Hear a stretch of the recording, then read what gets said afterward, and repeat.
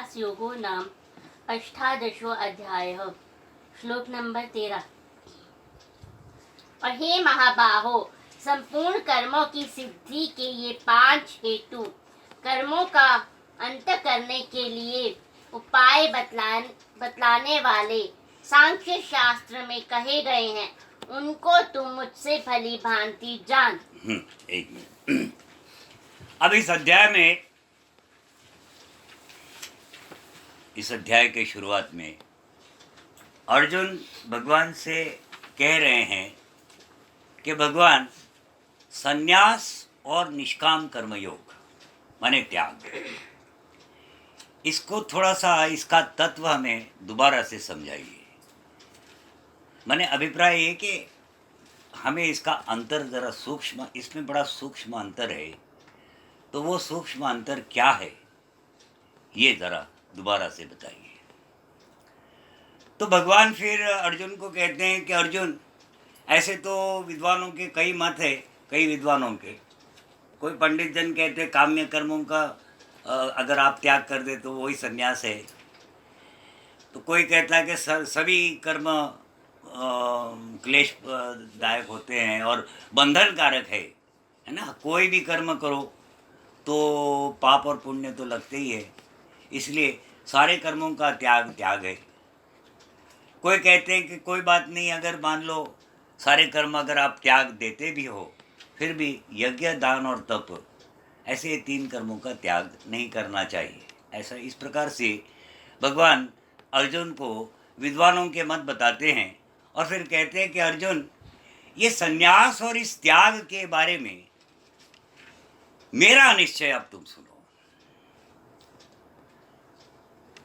अब संन्यास और त्याग में भगवान कहते हैं कि अर्जुन, पहले तुम त्याग के बारे में सुनो। और ये त्याग, वो कहते हैं कि ये 3 प्रकार का है, सात्विक त्याग, राजस त्याग और तामस त्याग। अब यहाँ ये ध्यान रहे कि भगवान फिर ये बताना चाह रहे हैं कि संन्यास और त्याग में त्याग तो भावनात्मक है, माने कोई व्यक्ति अगर त्याग करता है तो उसमें भाव उत्पन्न होंगे, या तो वो सात्विक हो जाएंगे अगर सात्विक त्याग है तो, राजस त्याग है तो राजस भाव उत्पन्न होगा, और अगर तामस त्याग है तो तामस त्याग उत्पन्न होगा।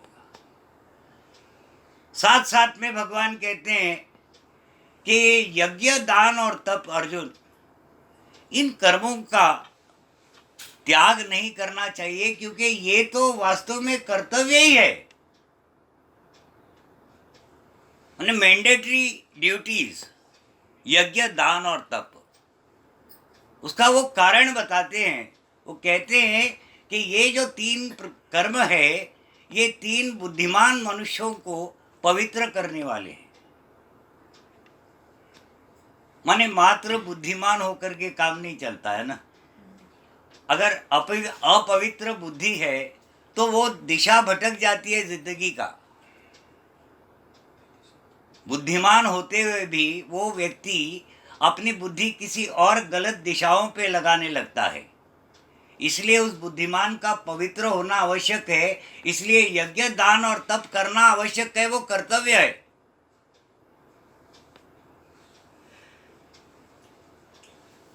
इसीलिए भगवान कहते हैं कि हमारे मत में तो यज्ञ, दान, तप और बाकी जितने भी कर्तव्य ये करते रहना चाहिए, और उनमें आसक्ति और फल का त्याग कर देना चाहिए।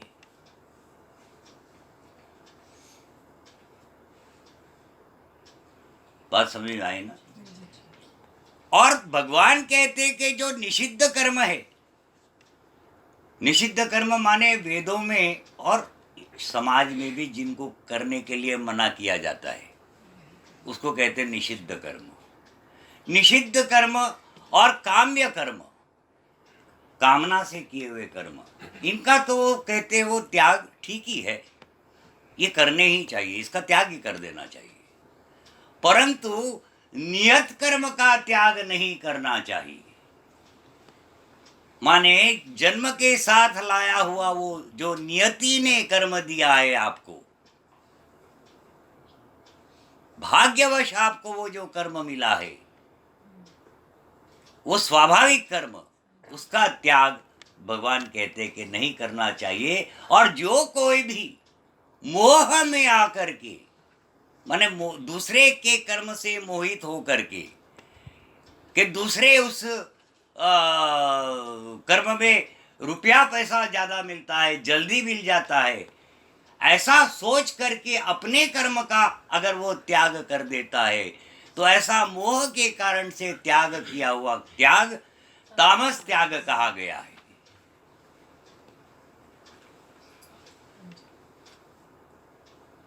फिर वो कहते भगवान कहते अर्जुन से कि अर्जुन, अरे हम तो फंस गए हैं, अब ये तो बच्चे हो गए हैं, हमको तो ज्ञान ही नहीं था, अब ये बीवी एक गले पड़ गई है। बड़े घर गृहस्थी को बोझ समझने वाला है ना, घर गृहस्थी ये गले की माला है, माने शोभा है।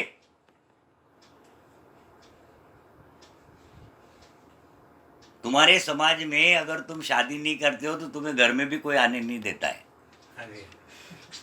पत्नी अगर साथ में है तो कहीं भी चले जाओ। हाँ, पत्नी का इतना महत्व है। बड़े खुश हो रहे हैं। हाँ, ये पॉइंट है। हाँ, झगड़ा करने के लिए कि घर गृहस्थी जो कि शोभा है उसको बोझ समझने वाला और शारीरिक क्लेश के भय से कर्तव्य कर्मों को त्याग कर देने वाला, फिर वो ऐसा राजस त्याग करके त्याग के किसी फल को प्राप्त नहीं होता।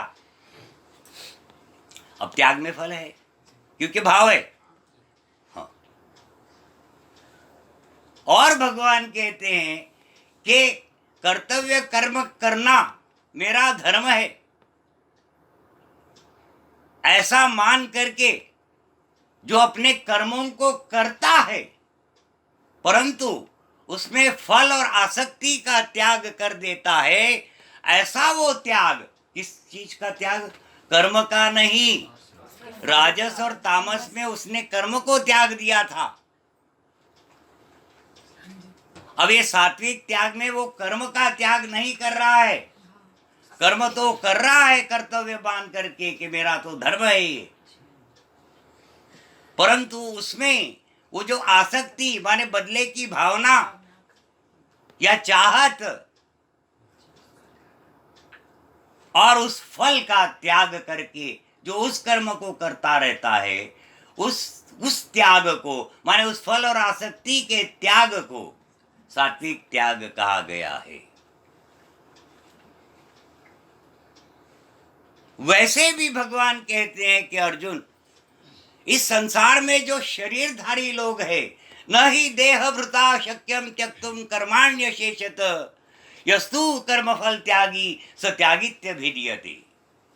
भगवान कहते कि अर्जुन, वैसे भी इस संसार में जो शरीरधारी लोग हैं, शरीरधारी प्राणी है, शरीरधारी मानव है, ऐसे मानवों के लिए माने शरीरधारी लोगों के लिए संपूर्णता से कर्म का त्याग अशक्य है, हो ही नहीं सकता। इसीलिए वो शरीरधारी, फिर जो भी शरीरधारी कर्म करके फिर उसका फल का त्याग करता है, वही सच्चा त्यागी है।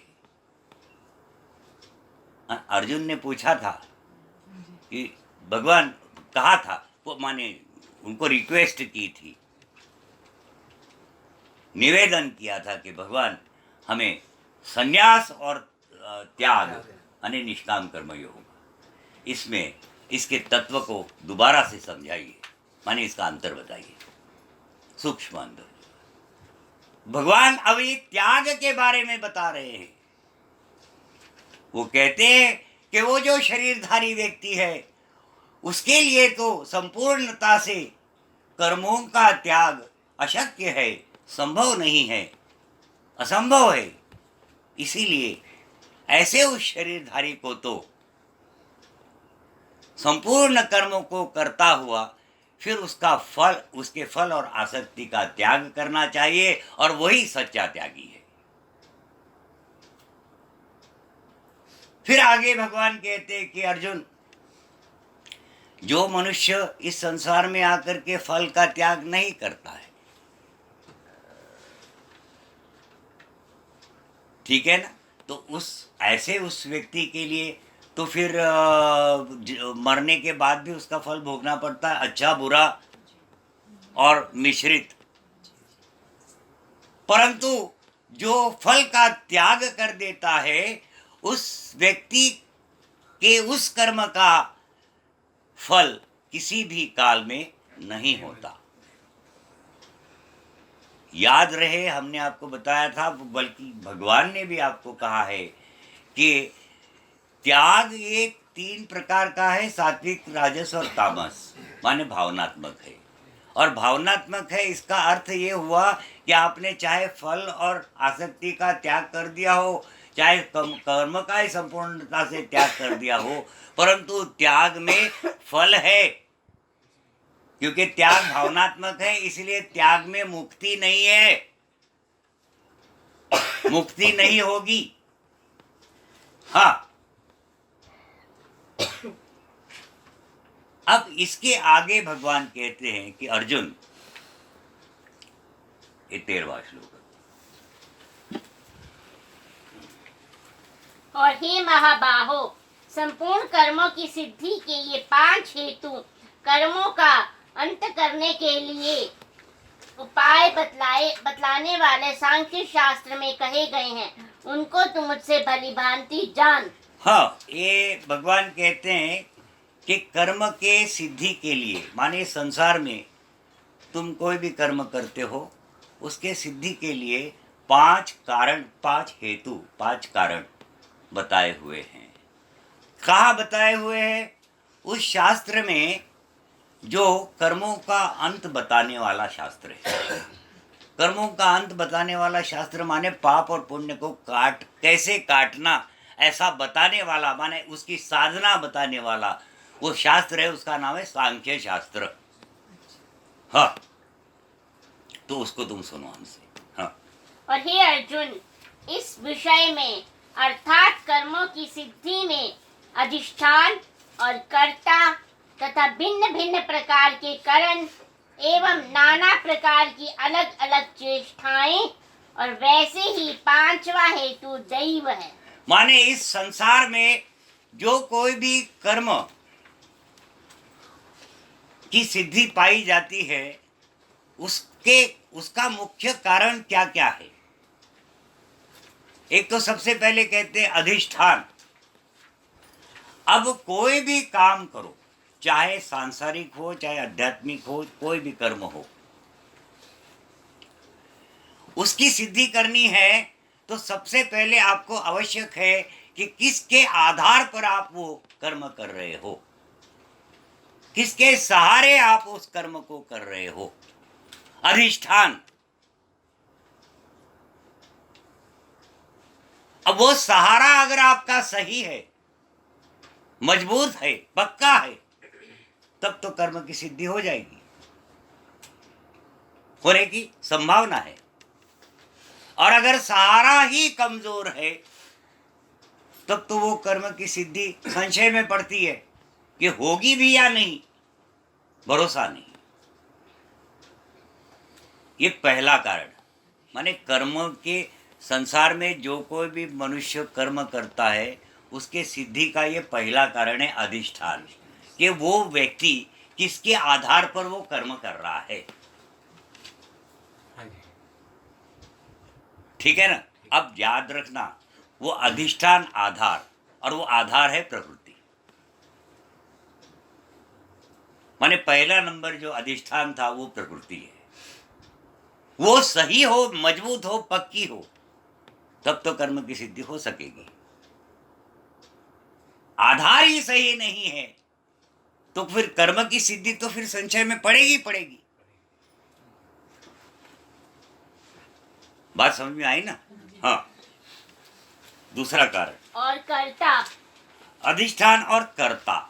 अब वो कर्ता किस प्रकार का है? सात्विक है, राजस है अथवा तामस है। अब वो व्यक्ति आलसी, निकम्मा, निखट्टू, निगोड़ा, निठल्ला, ऐसे व्यक्ति जब कोई काम करने जाए तो आप पीछे से बोलते हो कि ये क्या है, इसने तो बर्बाद कर डाला है ना? तो वो कर्ता माने करने वाला कैसा है?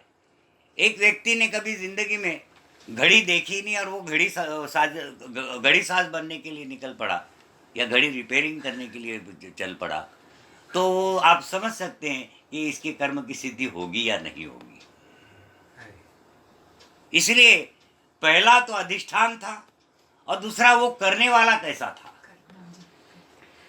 कर्ता अगर सही है तब तो कर्म की सिद्धि का संभावना है, और अगर कर्ता सही नहीं है तब तो संभव ही नहीं है। तो अधिष्ठान पहला कारण और दूसरा कर्ता, दोनों प्रकृति है। हाँ, ये ध्यान रखना है, दोनों प्रकृति है। हाँ, तीसरा तथा भिन्न भिन्न प्रकार के कारण। हाँ, अब वो जो कर्ता है, चलो मान लो कर्ता बड़ा उत्साही है और बड़ा उसमें माहिर भी है, जो काम करने वो जा रहा है, परंतु मान लो उसके करण सही नहीं है। करण माने ये इंद्रिय आपकी जो हाथ पैर जिससे वो कार्य करेगा। उपकरण माने वो हाथ में जो चीज लेते हो वो उपकरण हुआ, है ना? और जो हाथ है आपका वो करण हुआ। तो वो उसके करण कैसे है? जैसे मान लो कि किसी व्यक्ति को दिखाई कम दे रहा हो और वो कोई बड़ा बारीकी का काम कर रहा हो, तो उसके कर्म के सिद्धि में संशय उत्पन्न होता है। तो अधिष्ठान पहला, दूसरा कर्ता और तीसरा उस कर्ता का करण, तीनों प्रकृति है। हाँ, आगे। एवं नाना प्रकार की अलग अलग चेष्टाएं। हाँ, नाना प्रकार की माने अलग अलग प्रकार की चेष्टाएं, प्रयास, कोशिश, एफर्ट्स, कि वो एफर्ट कितना डालता है, कितना प्रयास कर रहा है। अगर उसका प्रयास कमजोर है तब तो सिद्धि का संशय है, वो कर्म सिद्ध होगा या नहीं होगा, माने कर्म पूरा होगा या नहीं होगा। तो अब आ गए चार। पहला तो अधिष्ठान, दूसरा कर्ता, तो फिर कर्ता के करण तीसरा, और ये चौथा चेष्टा, उस कर्ता की फिर चेष्टाएं माने प्रयास, माने कितने एफर्ट्स वो डालता है उस कर्म में, उस पर उसकी सिद्धि। और पांचवा है आगे, और वैसे ही पांचवा हेतु दैव है। पांचवा हेतु दैव है। अब दैव माने भाग्य, भाग्य माने वो प्रारब्ध, माने वो पीछे क्या करके आए थे आप, उस पर आधारित आपका वो दिन होगा। तो अधिष्ठान, कर्ता, कर्ता का करण, उस कर्ता की फिर चेष्टाएं, और अंत में फिर भाग्य। मान लो ये चारों ऊपर की जो हेतु है ये सही भी है, परंतु अगर भाग्य नहीं साथ दे रहा है तो कर्म की सिद्धि संशय में आ जाती है। अब ये पांचों के पांच प्रकृति है। हाँ, माने कर्म के सिद्धि में ये पांच हेतु उस शास्त्र में कहे गए हैं जो कर्म को काटने की, माने पाप और पुण्य को काटने के उपाय बताने वाला है, उसकी साधना बताने वाला है कि किस प्रकार से आप इस संसार में आकर के अपने पाप और पुण्य को काटो और मुक्ति को प्राप्त हो जाओ। ये वो शास्त्र बताने वाला सांख्य शास्त्र, उसमें कर्म के सिद्धि के ये पांच हेतु बताए गए हैं। पहला हेतु है अधिष्ठान, दूसरा कर्ता, कर्ता का करण, और उस कर्ता की फिर चेष्टाएं, और अंत में फिर वो दैव, वो भाग्य। ये पांचों अगर मिल गए तो कर्म की सिद्धि निश्चित है। परंतु 5 में से एक भी ढीला पड़ गया, एक भी कमजोर पड़ गया, तो फिर वो कर्म की सिद्धि संशय में पड़ती है। अब यहाँ ये सारा सब क्यों बता रहे भगवान, ये जानना है ना? क्योंकि अर्जुन ने तो पूछा था जी संन्यास और निष्काम कर्मयोग का हमें तत्व बताइए एक बार फिर से, इसमें अंतर बताइए। तो भगवान ने त्याग के बारे में बताया और त्याग के विषय में उनका अपना निश्चय पक्का कर लिया। और फिर अंत में उस त्याग में उन्होंने बताया कि त्याग चाहे जो कर लो, परंतु त्याग में भावना है, वो भावनात्मक है, उसमें भाव उत्पन्न हो गए। इसी वास्ते से फिर इसमें बंधन है, चाहे वो सत्वगुण का बंधन हो, चाहे वो रजोगुण का हो, चाहे वो तमोगुण का हो, है तो बंधन। इसलिए इसमें मुक्ति नहीं,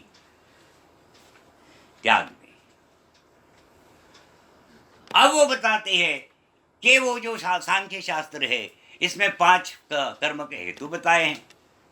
अब वो पांचों 5 हमने जाना कि ये प्रकृतियां है। हाँ, आगे। क्योंकि मनुष्य मन, वाणी और शरीर से शास्त्र अनुकूल अथवा विपरीत जो कुछ भी कर्म करता है उसके ये 5 कारण हैं। हाँ, भगवान कहते कि अर्जुन, चाहे शास्त्र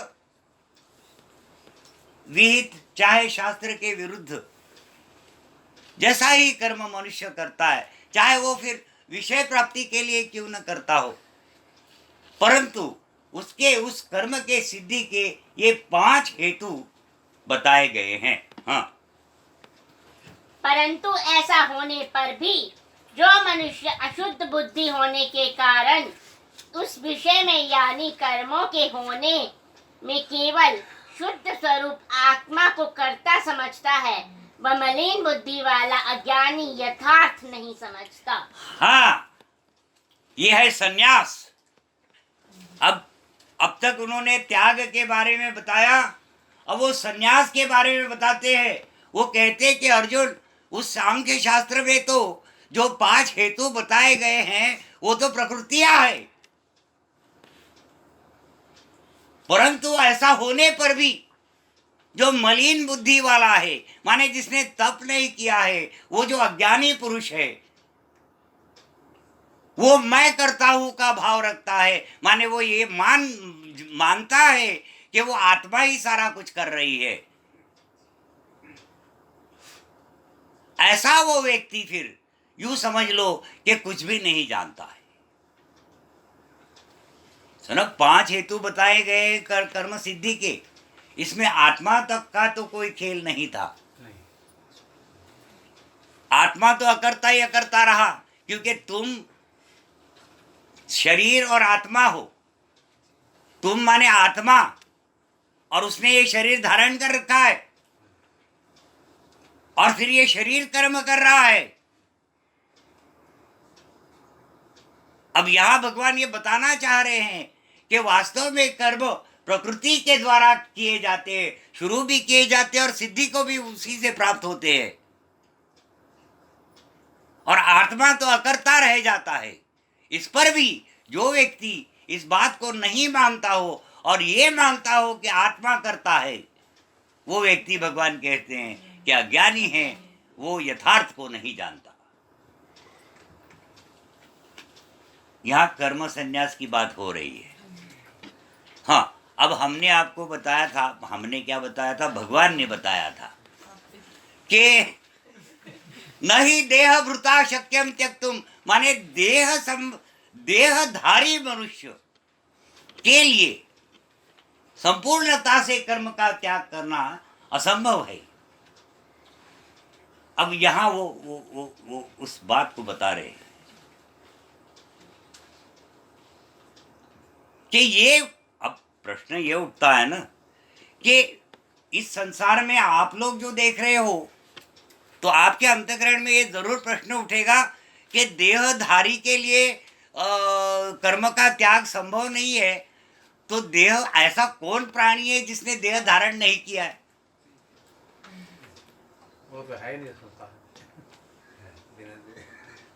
तो भगवान यहाँ बताते हैं निर्माण मोहा जित संग दोषा अध्यात्म नित्या विनिवृत्त कामा द्वंद्वैर विमुक्ता सुख दुख संगे गच्छन्ति मूढ़ा पदम व्ययं तत्। जिसका मान और मोह नष्ट हो गया है, जिसने अहंकार रूपी उस आसक्ति रूपी दोष को जीत लिया है ना, वो व्यक्ति जो सुख और दुख के द्वंद्वों से मुक्त हो गया है,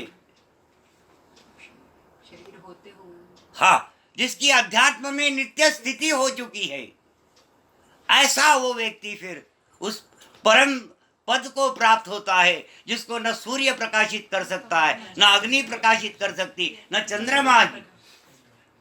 ऐसा वो स्वयं प्रकाशित, वो मेरा धाम है। अब उस व्यक्ति की यहां बात हो रही है।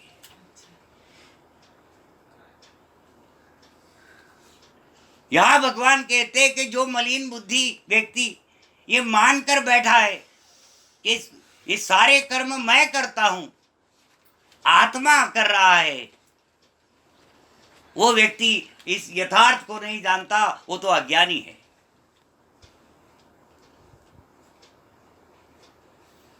क्योंकि कर्म सिद्धि के सारे हेतु प्रकृति है, प्रकृति द्वारा सारे कर्म किए जा रहे हैं, इस पर भी वो मान रहा है कि मैं करता हूं।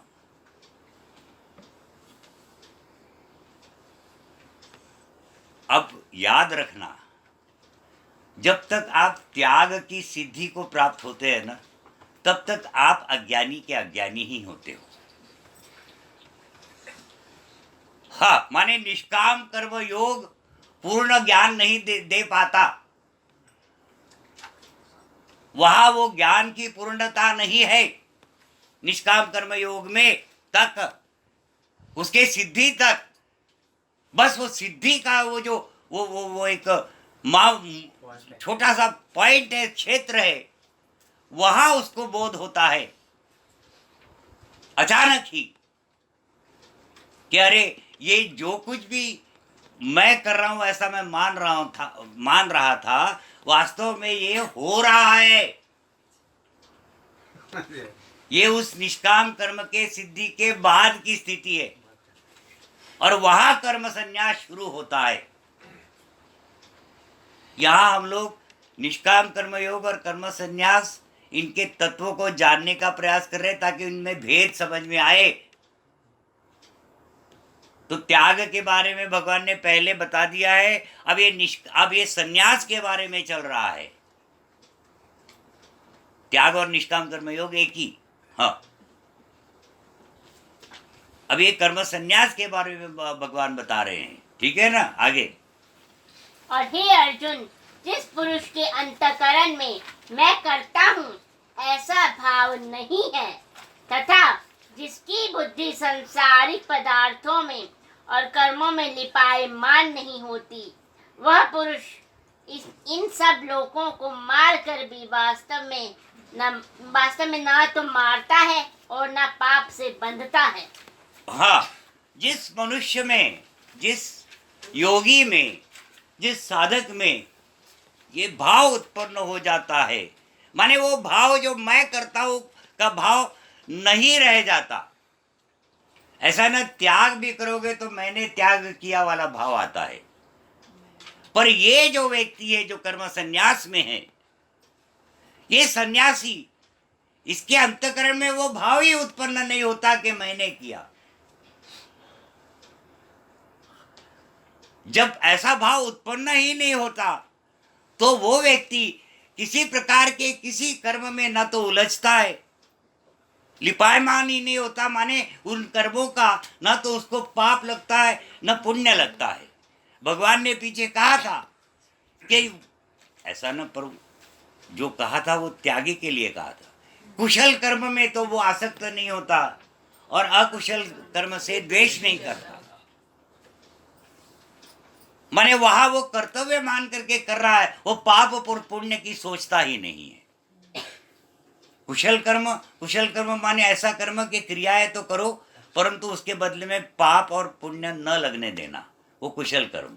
अकुशल कर्म माने सामान्य व्यक्ति जो करते हैं कि कर्म करते हैं और उसके बदले में उनको पाप और माने भावनाएं उत्पन्न हो जाती है, तो पाप और पुण्य लगता है ना। तो ये जो प्राणी जो बाकी लोग हैं जो कर्म योनि के नहीं है प्राणी, ये प्राणी जो है ये कर्म तो करते हुए दिखाई देते हैं, परंतु क्योंकि इनमें भावनाएं नहीं उत्पन्न होती है इसलिए उनको कर्म में उनकी गिनती नहीं होती। तो हम लोग जो मानव है ये भावनात्मक प्राणी है, और भावनात्मक प्राणी होने के कारण से हम लोग जो कुछ भी करते हैं, चाहे एक कदम ही क्यों न उठाते हैं, हमारे अंतःकरण में भावनाएं उत्पन्न होती है।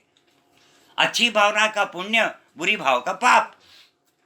वो भाव ही फिर सूक्ष्म बन करके उस बीज में जाकर के समा जाता है, उसी भाव का बीज बनता है।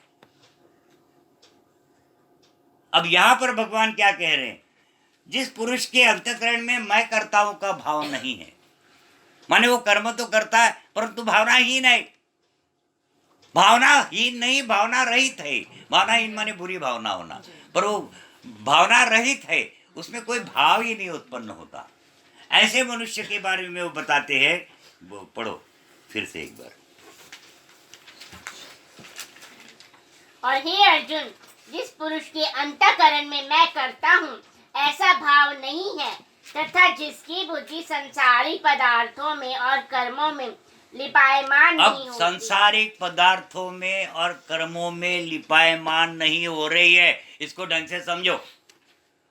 वो कर्म भी कर रहा है और संसारिक विषय में भटक भी रहा है। ऐसा नहीं है कि जंगल में जाकर के, हिमालय पे जाकर के बैठ गया।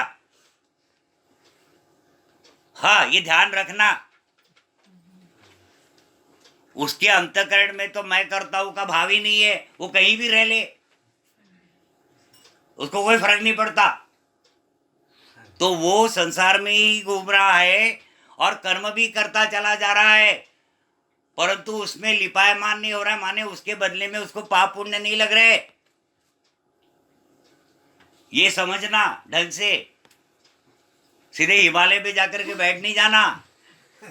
हाँ, वहाँ बड़ी भीड़ है, अभी दिल्ली से ज्यादा भीड़ तो हिमालय में है। हाँ हाँ, वो भीड़ में बच जाओ, ये अपनी जगह ठीक है। हाँ, तो ध्यान रखना ना कि जिसके अंतःकरण में मैं कर्ताओं का भाव नहीं है, और जिसकी बुद्धि इस संसारिक विषयों में और कर्मों में भी लिपायमान नहीं हो रही है, माने लिप्त नहीं हो रही है, माने उसके बदले में उसको पाप पुण्य नहीं लग रहे, वो है इधर ही। हाँ, वो कहीं उधर उधर भाग नहीं रहा है। हाँ, आगे। वह पुरुष इन सब लोगों को मार कर भी वास्तव में न तो मारता है और न पाप से बंधता है। हाँ, ऐसा वो व्यक्ति फिर जिसकी लिपायमान नहीं हो रही है, वो तो फिर कुछ भी करता हुआ वास्तव में ना तो कुछ करता है, ना उसको किसी करने का उसको ना तो पाप और पुण्य लगता है। भाव ये है यहाँ पे। हाँ, मारता है माने ये ऐसा नहीं है कि बंदूक लेके निकल पड़ा। हाँ, AK-47 धड़ धड़ धड़ धड़ धड़, मैं लिपायमान ली हूँ।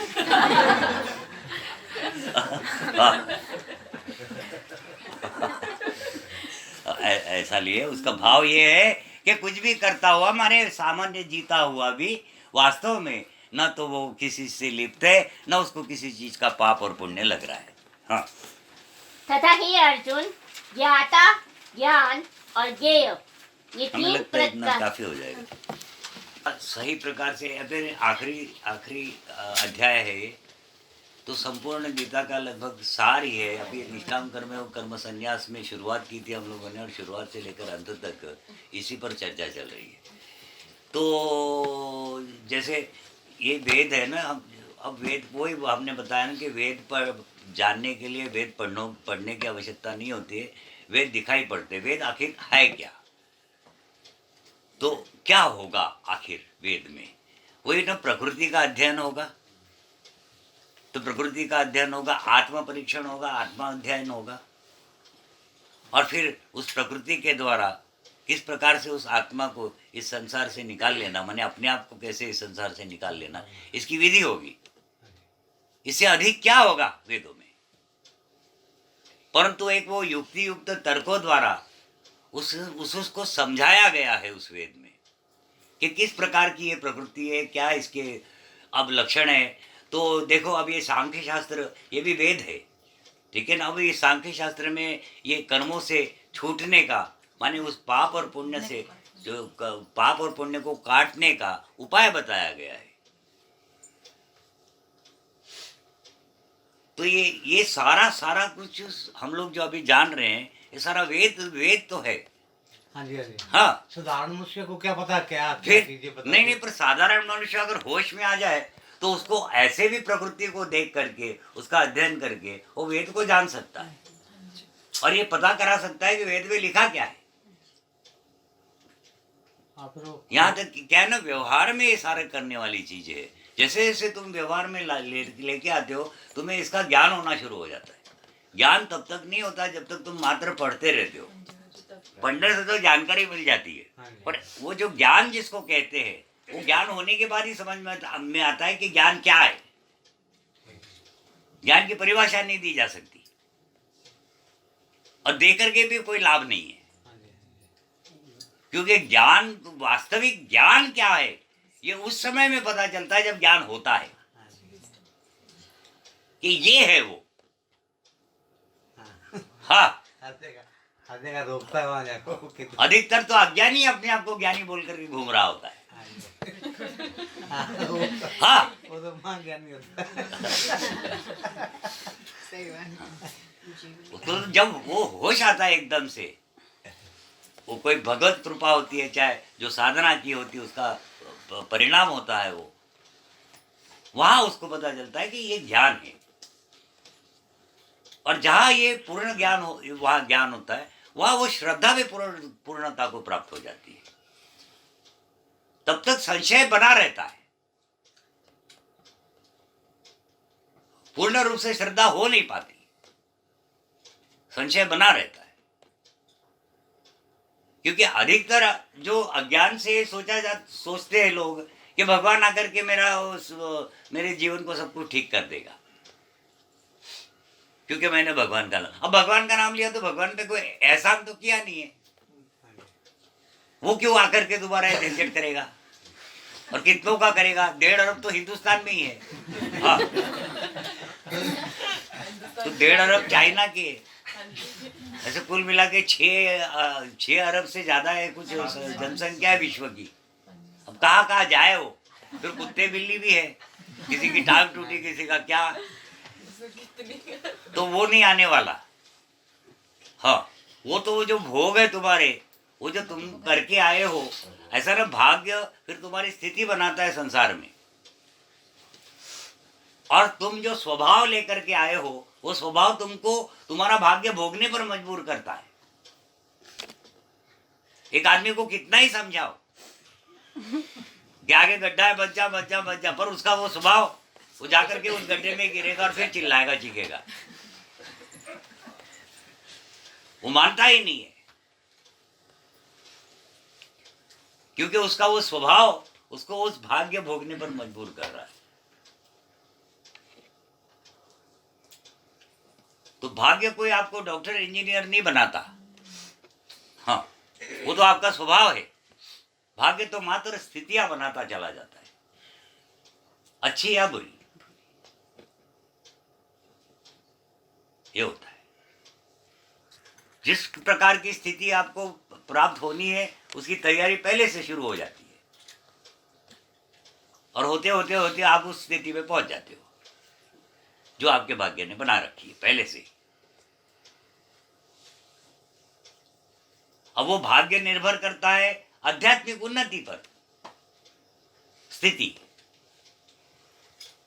जैसे एक अमीर आदमी भी, करोड़पति अरबपति आदमी भी जिस दिन दुख भोगना उस दिन दुख भोगता है, और एक बिल्कुल गरीब आदमी भी जिस दिन उसको दुख भोगना है दुख भोगता है। जब उस गरीब आदमी के सुख के दिन आते हैं, तो जो बिल्कुल उसके पास 1-2 रुपया भी नहीं हुआ करता था, अब 100-200 रुपये उसके पास आ जाते हैं, और जो अमीर आदमी है उसके पास 100-200 करोड़ आ जाते हैं। संतुष्ट वो भी हाँ, और जो आध्यात्मिक उन्नति के कारण से वो उस स्थिति पे है और वो ये स्थिति पे है। बात को ठीक से समझ लेना। तो आध्यात्मिक उन्नति का कर्म यज्ञ कहलाता है, तो यज्ञ करना चाहिए। जिसको जिसको भी जो भी मनुष्य अपनी स्थिति बनाना चाहता है वो यज्ञ करे। अच्छा, वैसे भी अब क्या होता है कि मान लो एक व्यक्ति दुर्भाग्य लेके आया है, परंतु उसने तप के द्वारा अपने आप को पवित्र कर लिया है। अब यज्ञ, दान और तप, ये 3 पवित्र करने वाले कर्म बताए गए हैं। इसमें से यज्ञ माने आध्यात्मिक उन्नति का कर्म, तो ये भी आपको पवित्र करते माने आपके पापों को काटते हैं। दान, ये भी आपके पापों को काटता है। दान तो दान माने जानते ही होंगे, कौन नहीं जानता है दान माने? हाँ, उसको एक तो होगा कोई कि दान वाले क्या जी। हाँ, और ये तप माने मन का विरोध। वो जो मन का विरोध करते, जैसे आज एकादशी है, आज आपको भूख भी लगेगी तो आप मन को कहेंगे कि नहीं जी आज नहीं भोजन पाना है, हमने कल पाना है, आज की एकादशी है, वो तप। अब ये तीनों कर्म आपके पापों को काटने वाले और बुद्धि को पवित्र करने वाले हैं। ऐसा वो बुद्धि को पवित्र, जो व्यक्ति अपने बुद्धि को पवित्र कर लेता है वो दुर्भाग्य लेकर के आता है, परंतु अपने उस पवित्र बुद्धि के कारण से वो कोई ना कोई मार्ग ढूंढ लेता है और उसमें से भी निकल आता है।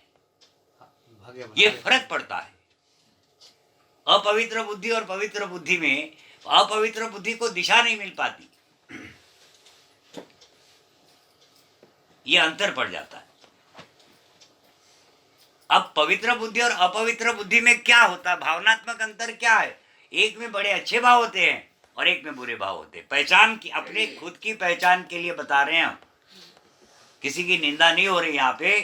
कि जो व्यक्ति ये जानना चाह रहा हो कि हम कितने पवित्र है, तो वो अपने आप में जाकर देखे कि कितने भाव अच्छे आपके उत्पन्न होते हैं दिन भर में और कितने बुरे होते हैं, तो तुमको पता चलेगा कि तुम्हारे जितना अपवित्र आदमी कोई दुनिया में नहीं है। हाँ,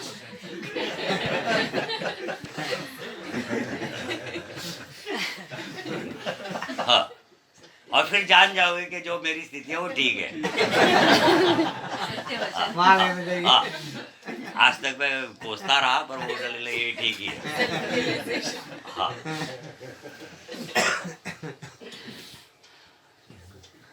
हम प्रैक्टिकल है सारा, कोई ग्रंथों के पास जाने की जरूरत है, बिल्कुल प्रैक्टिस करके देख लो, ऐसे ही सब है।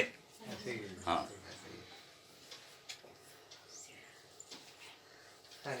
हाँ, फलाने ने मेरे साथ ऐसा किया, निकाले को मैं देख लूंगी। हाँ, हाँ, झंडा ऊंचा रहे हमारा।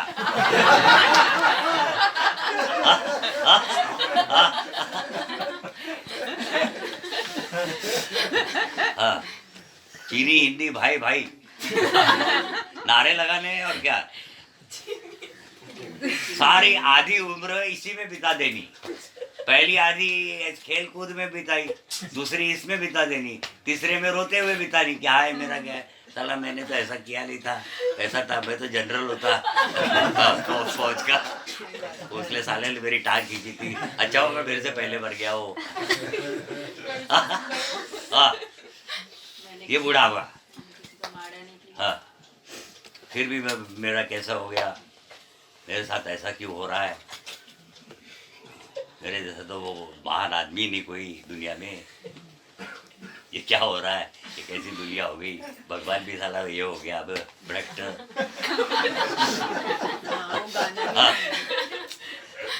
हाँ, अच्छे लोगों को तो कहीं लाइफ ही नहीं।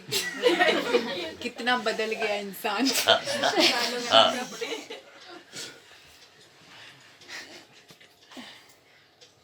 ये एक जनरल जीवन है संसार में, अज्ञान का। ज्ञान आ जाता है, ये सारी चीजें विलीन हो जाती है, मन में प्रसन्नता आने लगती है, खुश रहने लगता है, दिन रात बड़े तेजी से कटने लगते हैं। हाँ, और जीवन यूं गुजर जाता है और यूं ही करके निकल करके एकदम डायरेक्ट परम धाम।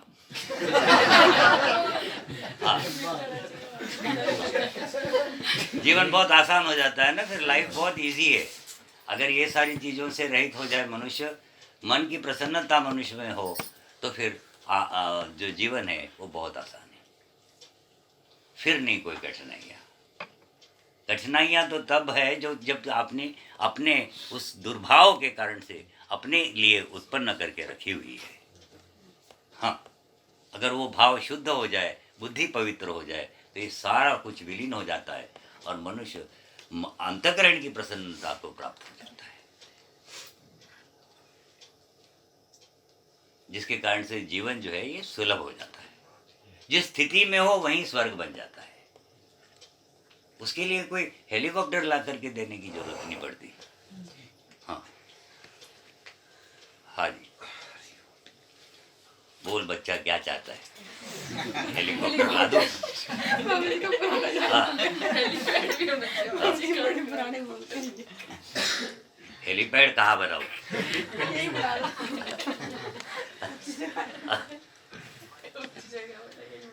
लाइफ इन सब चीज़ों से रहित होकर के तो थोड़ा तप करते चले जाओ, थोड़ा अपने आप को नियंत्रित भी करो। अब जबकि जानकारी तो मिली गई है, हाँ जी, हाँ जी। जहाँ बुरे भाव आते हैं उनको हटाने का प्रयास करो।